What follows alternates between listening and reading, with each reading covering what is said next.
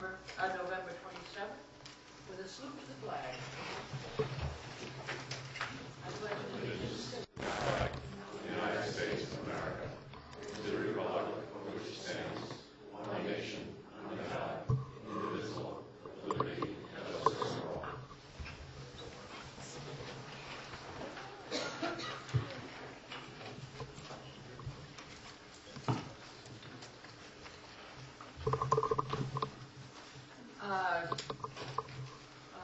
Roll call.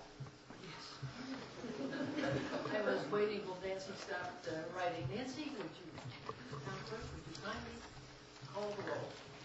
Councilor Leonard. Present. Councilor Ruda. Present. Councilor Medeiros. Here. Councilor Durfee. Here. Councilor Carroll. Here. Councilor Wyman. Here. Councilor Boland. Here. All present.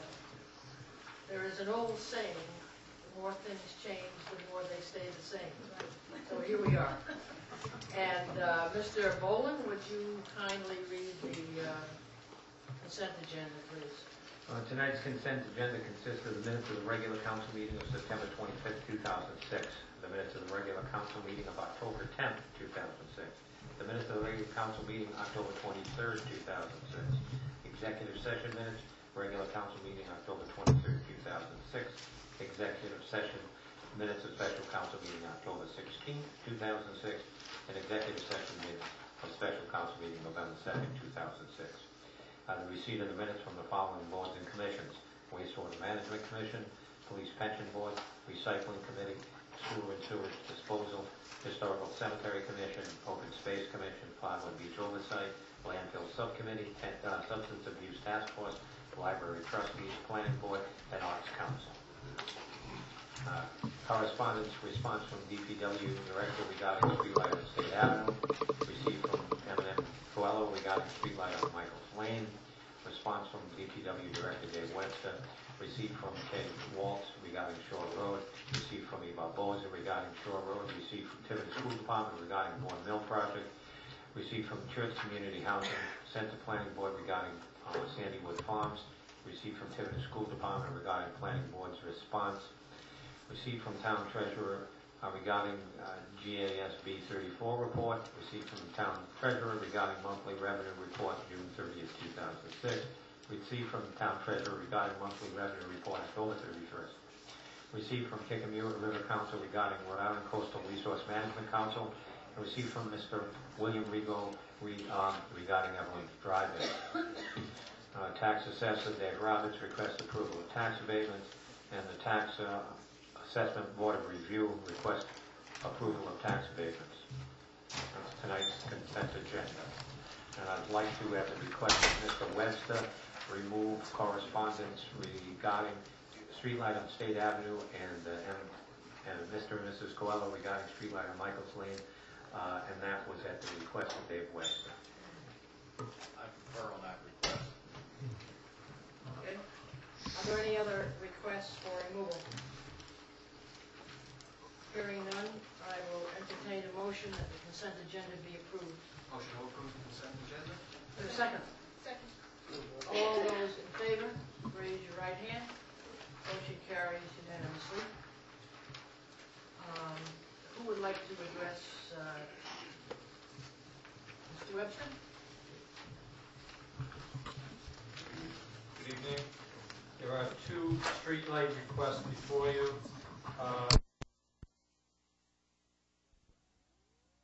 Is State Avenue. This area has been reviewed, and you have a report before, actually two reports should have been before you, one from myself and one from Chief Blakey, and we are recommending an installation of a streetlight there because of high vandalism in the area, and that does meet the criteria for installation of streetlights. Motion to approve the request. Second. Any further discussion? All those in favor, raise your right hand. Motion carries. Okay, the second request was for a streetlight on Michael's Lane Extension, and Michael's Lane Extension is a private road. It was, when it came before the planning board, was specifically stated that it would be private, there would be no town services down that roadway. It is a gravel road, and we're recommending that there should be no streetlights installed on this private road.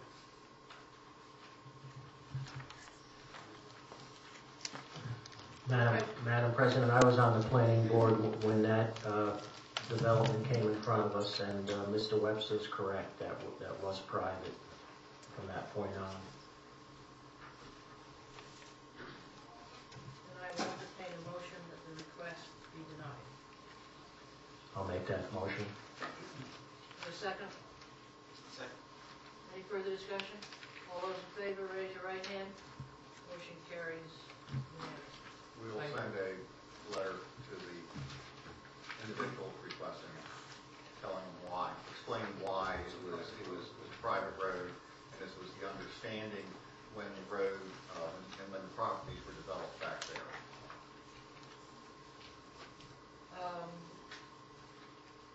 Next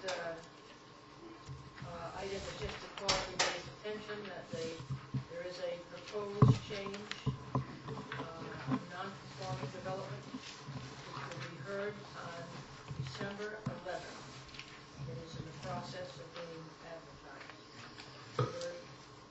Want to speak to that? May I, Madam President, just briefly, I know that was supposed to have been on an earlier agenda, and that's my fault with all the things with the election and the other issues going up, and not having that advertised in time.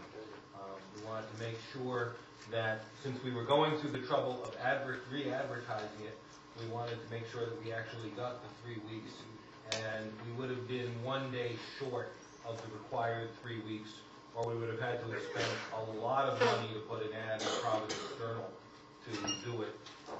So that's why that's getting kicked one more meeting.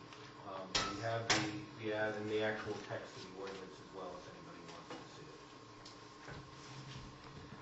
Is there anything that can be done to grant relief to those people currently before the zoning board of appeals with this issue of the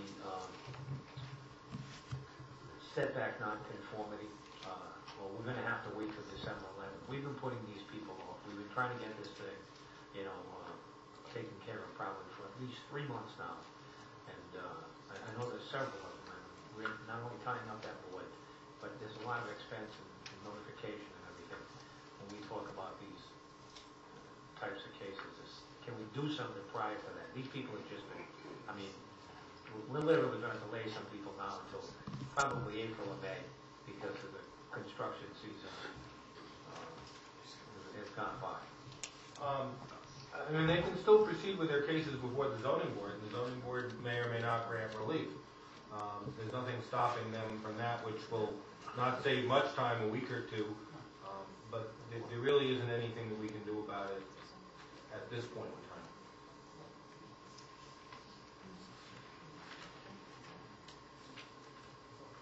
Okay, just a reminder, it's a very short, it's not the full non-conforming, it's a brief one paragraph change. Next, you approach the bench, so to speak. Are you moving on, Madam President? I am. Okay. I just wanted to speak briefly to support what Mr. Boland said. There's probably 6 or 8 people who have come to me, and we were assuming that this was going to be in the works previous. I never made any assurances to them that it would absolutely go through, but they are on hold between now and the 11th, so I'll just bring that to your attention. Okay. Thank you very much, Mr. Ince. Okay, we will move to the first public hearing with regard to the renewal of annual liquor licenses. And This is the council sitting. we are sitting now as a board of license entity. Like that. So, is there anybody who wishes to be heard in opposition to the grant of any liquor license? And again, it is C1 that we are on. This is there anybody who is in opposition to any grant of such a license on the list? Because if so, I will take it separate.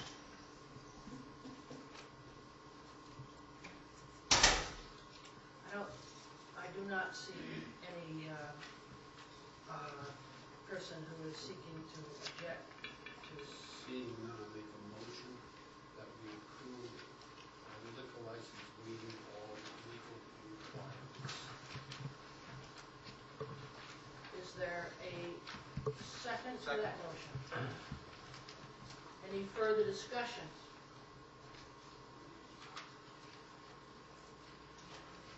Hearing none? All those in favor of that motion, raise your right hand. Motion carries unanimously.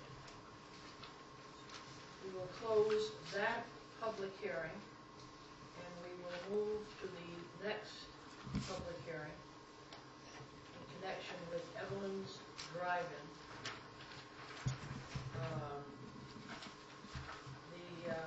You recall at the last meeting, this matter was continued until we heard from the town solicitor with regard to whether or not this was a change of use. And you have delivered to us an opinion. Mr. Kites, would you like to just review that for the council? Yes. At the previous meeting,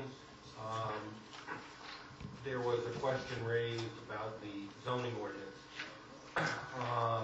At least it was the first time it was called to my attention that there was a question about the zoning of the property. We had several other discussions about conditions and the nature and so forth, but on the zoning.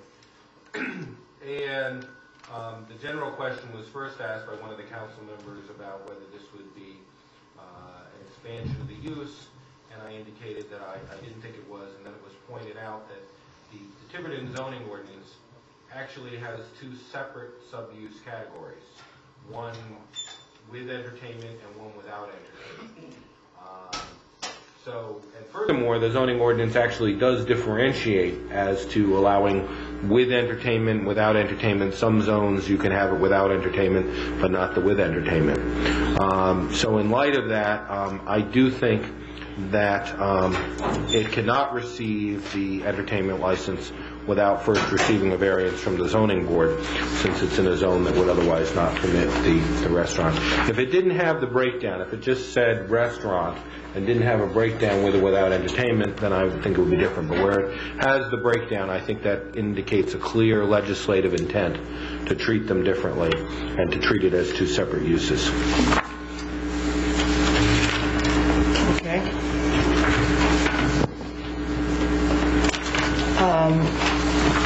And as I said, this first time it had come up to me was at the last meeting, and I did indicate, just for the record, I think the clerk will confirm that a copy of this memo was sent to the restaurant owners so that they would be informed of this as well, although obviously with the Thanksgiving holiday, not very much in advance. It does reflect the fact that it was sent to Mr. Dominic Biddle. Mr. Biddle's here. Yes. So this thrust of this is it's not properly before us at this time. Yes. And the appropriate motion, if we follow your advice? I think the appropriate motion would be to deny it, but without prejudice, because it's a jurisdictional matter. Motion to deny the indoor entertainment license without prejudice. Second. Any further discussion? All those in favor of that, raise your right hand. Motion carries unanimously. That will close the public hearing as we sit as the Board of Licensing Commissioners. Now, we also will move to an item in which we are continuing to sit as a Board of Licensing without a public hearing. And we have before us the application of Amy Lund as a hand weaver, and she wishes a holiday license. Ms. Lund, are you here tonight? Could you kindly come forward? Yep. How can I help you? Maybe just a little explanation of what you do. Well, I'm a hand weaver, and I also operate a studio / gallery. I have an operating studio where I actually weave the work, blankets, table linens, scarves, mostly furnishing materials. I do custom work and I do stock material. And then I also have the work of about 15 or so other local artisans for sale in my gallery area. So it sort of is like a cooperative, but they just have items for sale. Motion to approve the license subject to meeting all legal requirements. Motion has been made and seconded. Any further discussion? All those in favor? Raise your right hand.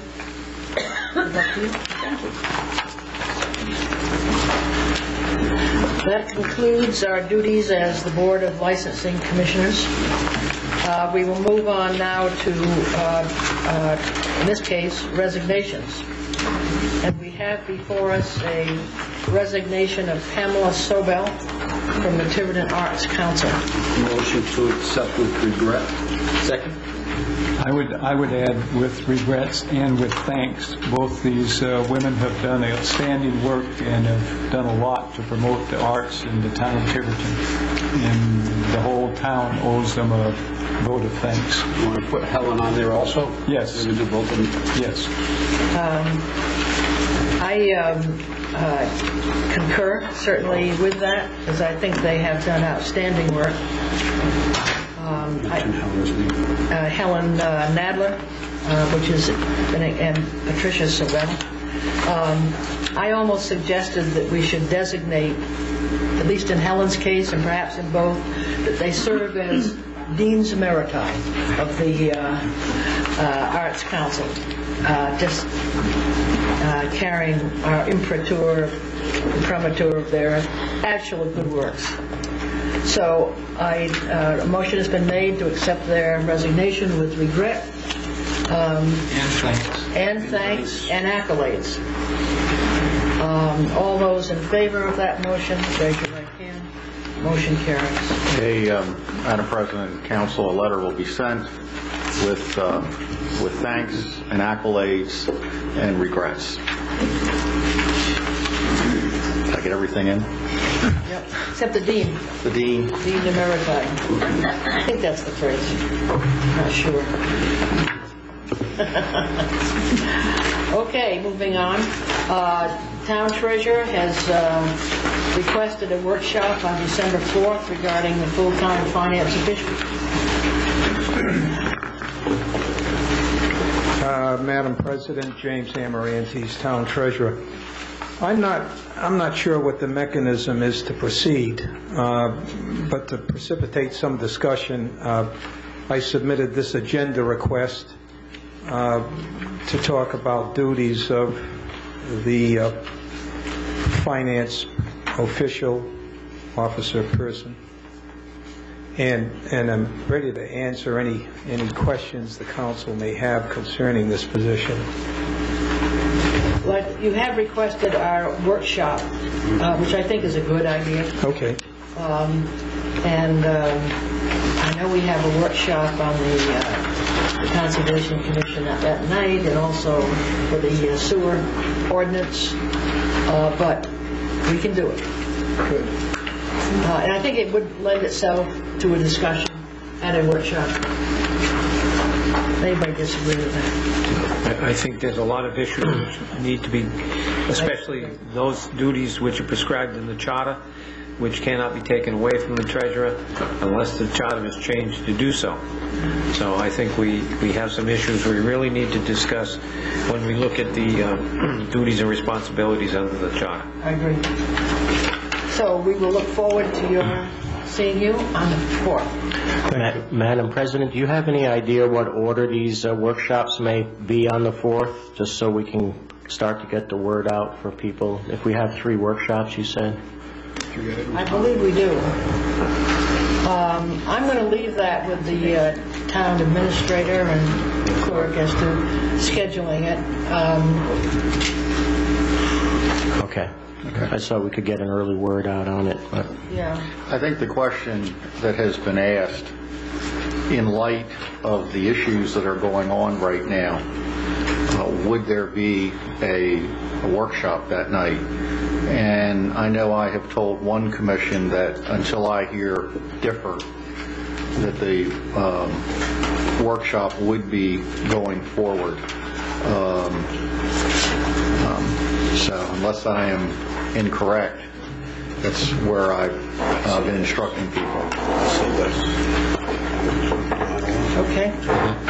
I think that's fair. I mean, we don't want to create a major league backlog. We need to move the town's business along, so I think we should go forward. Okay. Now, while you're here,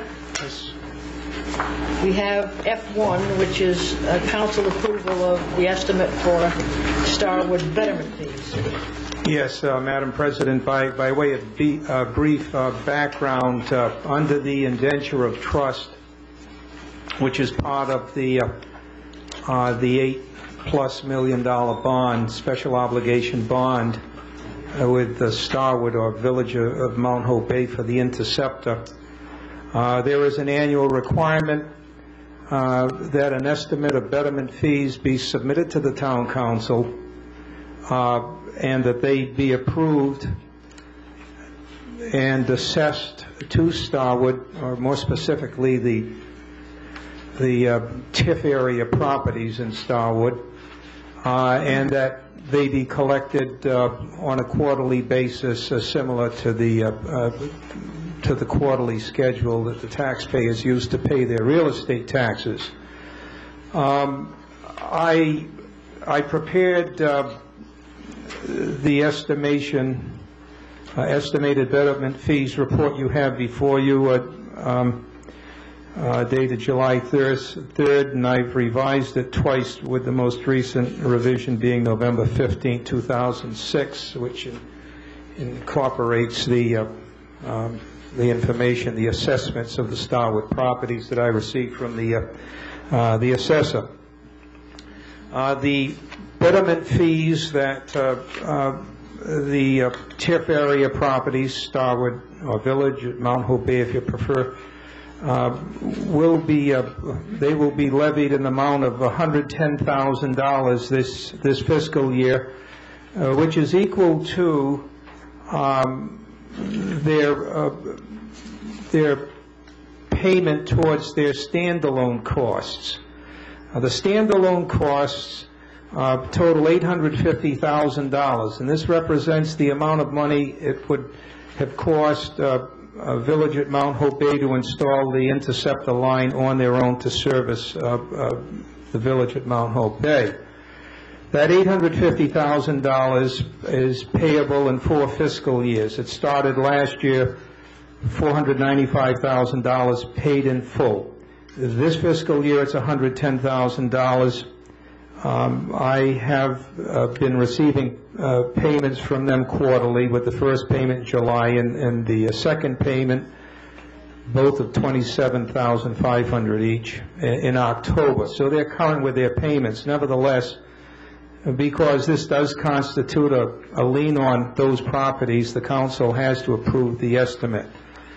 So I'm here tonight asking that you approve the betterment fees of $110,000 spelled out in the betterment fee report, which is attached to the agenda request. Thank you. Jim,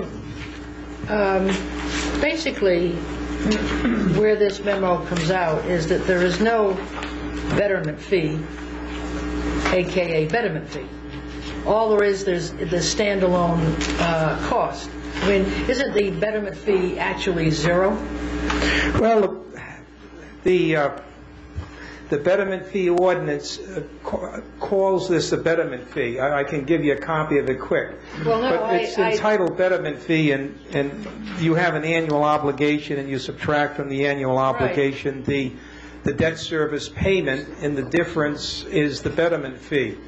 But I think, well, I don't want to get into it, but I think the betterment fee really is zero, as I look at this, because the taxes, plus the capitalized interest, plus the standalone share, gives a sufficient amount of money to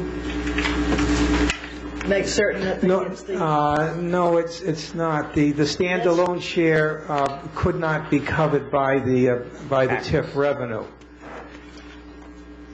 For example, the TIF revenue. Okay, although you have included it in the annual obligation. Yeah, we're required to include that as the computation. Okay, but whether is it 110, it sort of comes down to zero. If you're looking at the annual obligation, I mean, we can also discuss this unless you want the approval tonight, but it was a little... Well, I'm using the exact format that has been used the past 3 years, and the same format that was used last year by UNICAP. This year it comes down, there's nothing to collect. But well, I'm here. When On the last page, Mr. Amrantes points out that the no betterment fee is imposed other than $110,000 standalone. So because of the language of the bond documents, it's sort of a catch-22, and it gets to be a little bit convoluted. But I think Madam President's point is well taken, that we're not imposing a separate betterment fee as we did in prior years. Right. There is no differential between taxes, $200,000, and what's owed. So the taxes are generating enough money to cover the indebtedness, plus the $200,000 to the town, and therefore no more betterment is collected from the developer. So now the developer just has to fulfill their commitment of the so-called standalone cost, which represents $110,000 in this particular fiscal year. So I'm sure this is good for the residents. Yes, and it would be, it's just convoluted. Let's leave it at that. Okay. We could go on for a long time on that Yeah, document. and I don't want to do that, so. Neither does anybody else. Okay. Me included. The town treasurer has requested our approval for his report. I would make a motion that we accept the treasurer's and approve his report. Is there a second? I'll second that. Any further discussion? Yeah, I think it's more than just accepting the report. You actually want them to approve the I threw in fees, approve. right? I said approve. Right, it's not just the report, but the actual fee itself. That is of $110,000, yes. The standalone fee. Okay. So There we go. $110,000 standalone fee. The council approved that. All those in favor, raise your right hand. Motion carries. Thank you. Thank you. Thank you. New business, town administrator.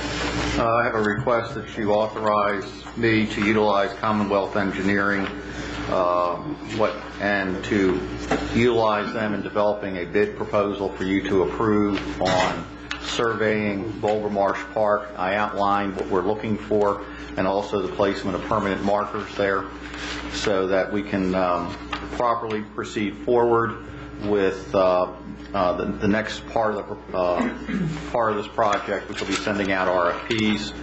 The RFP obviously subject to your approval. Question, why are you using Commonwealth? Because we have used them. They are our engineering firm, and we have been used. They are the consultants to the planning board. We've used them for Shore Road and other projects.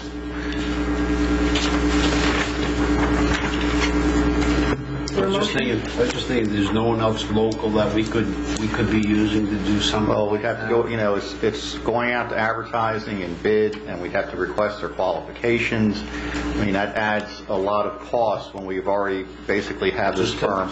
Just to do a ball field? What's the master plan? This is part of the master plan. I mean, we need to make sure we know where our property is out there, and even if our fields are sitting on our land, no one knows. Okay.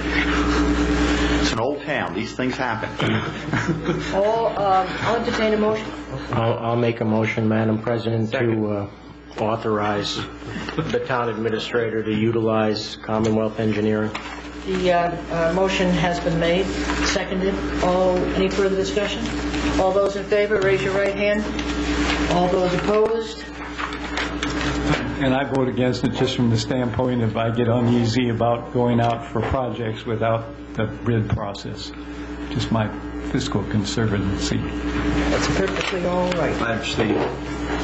One abstention, one negative. So it passes. Yes, it passed. Okay.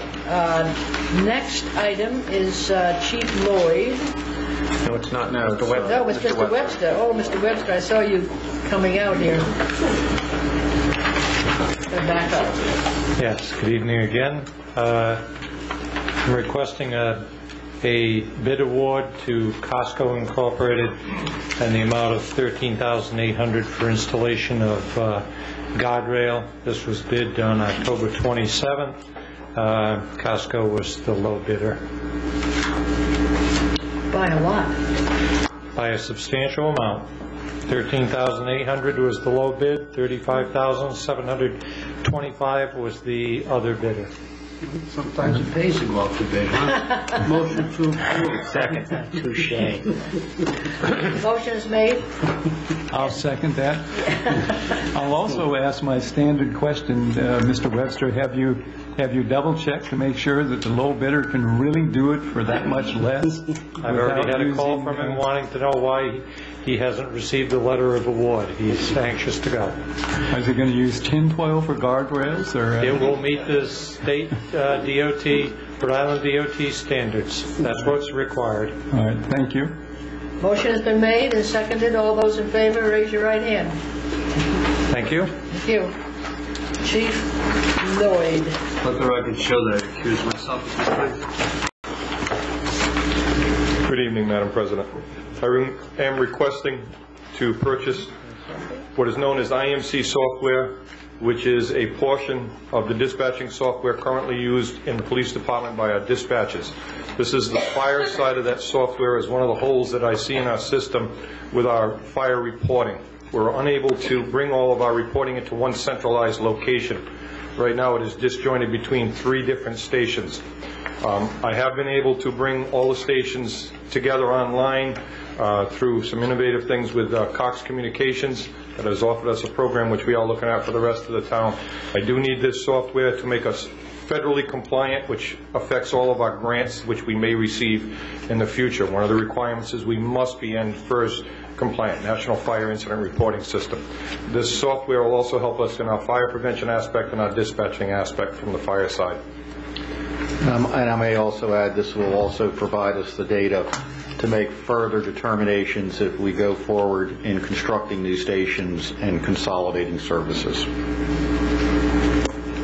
Can I just ask, is the $13,200 that from that account fire prevention, that's not something that was earmarked for something else and now it's going to have... Fire prevention monies, those are the monies that are collected from plan reviews, and as by state law, they must be used for fire prevention aspects. That's why I'm tying this in with fire prevention, because the data that will come out of this will be able to give us trends, give us information in that fire reporting and the fire prevention aspect of it.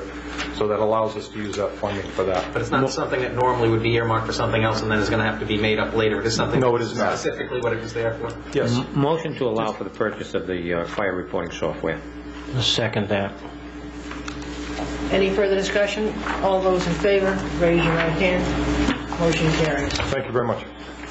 Thank you, Chief. Next, Town Administrator. Madam President and Council, as you noted, we had 2 resignations from the Arts Council. We have a number of current vacancies on actually 9 of our boards and commissions.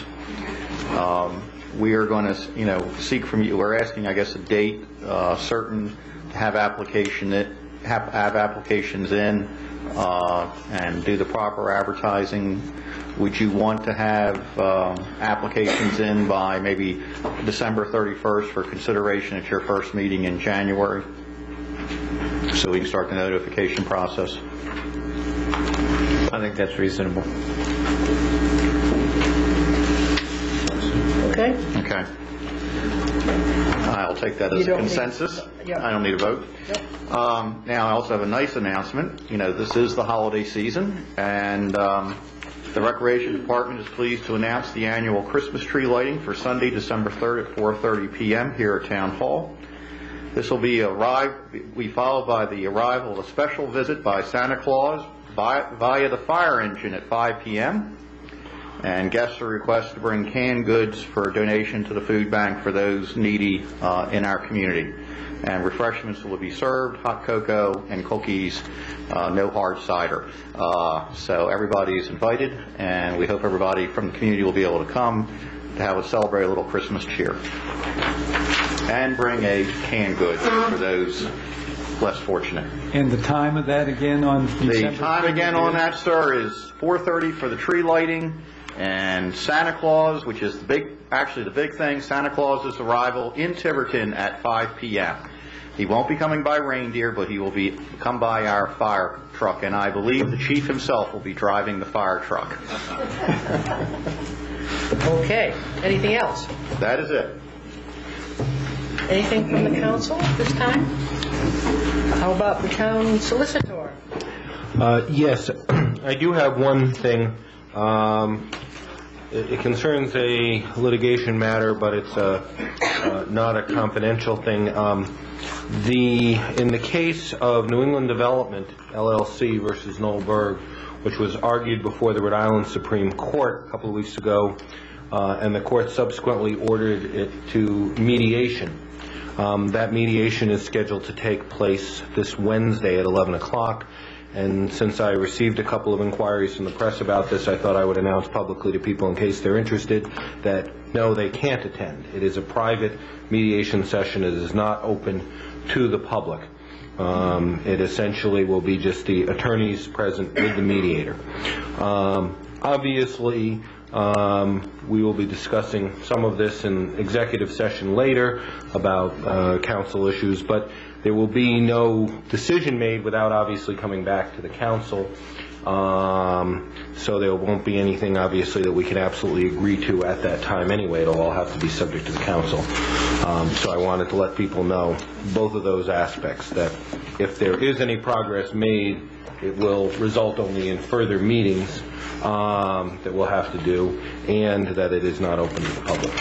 Would you make certain that the planning board, through its chairperson, has as much information as the council does on this matter?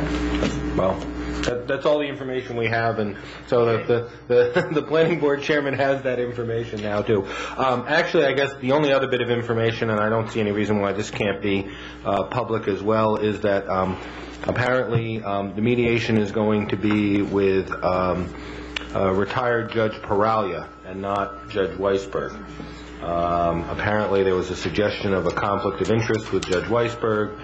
Judge Israel wasn't available, so we're currently scheduled for Judge Paralia. So that's all the information that we know at the moment. Okay. All right, we're ready for our closed executive session. Motion to enter into executive session under 4246 5A2 litigation. Second. Any discussion? All those in favor of that motion, raise your right hand. Motion carries unanimously. Motion to continue in executive session under 4246 5A1, discussion of personnel. Second. Any further discussion? Yes. Yeah. Before you vote on that, I just want the record to reflect that the subject of the discussion of personnel has indicated, signed in writing, he's been notified of the meeting and indicates that he does consent to it to be held in executive session and will not be present. Okay. And the clerk has the original document. All those in favor of the motion, raise your hand. Motion carries. We are now in executive session.